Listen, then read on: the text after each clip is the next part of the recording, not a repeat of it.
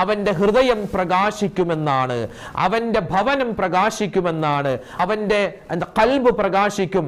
അതുപോലെ തന്നെ അവൻ ചെയ്യുന്ന എല്ലാ മേഖലയിലും അള്ളാഹു വിജയം കൊടുക്കും. നമ്മൾ പറയാറുണ്ടല്ലോ, തൊടുന്നതെല്ലാം പൊന്നാകുമെന്ന്. അതെ, തൊടുന്നതെല്ലാം പൊന്നാകുന്ന ഒരു സ്വലാത്ത് ഇന്ന് ഞാൻ നിങ്ങൾക്ക് ഒന്ന് പറഞ്ഞു തരാം. ഒരുപാട് മഹത്തുക്കൾ, ആരിഫീങ്ങൾ, ഒരുപാട് ഔലിയാക്കൾ ഈ സ്വലാത്ത് ഇങ്ങനെ അധികരിപ്പിക്കുമായിരുന്നു എന്നാണ് നബി സല്ലല്ലാഹു അലൈഹി വസല്ലം പറയുന്നു.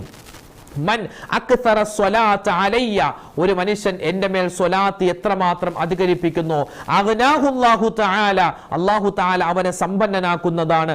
ഗൈനൻ, വലിയ സമ്പന്നനാക്കും. ലാ ഫഖറ ബഅദഹു, ആ സമ്പന്നൻ അവൻ അങ്ങനെ സമ്പന്നനായാൽ അതിനുശേഷം അവൻ ഒരിക്കലും ദാരിദ്ര്യത്തിലേക്ക് പോവുകയില്ല.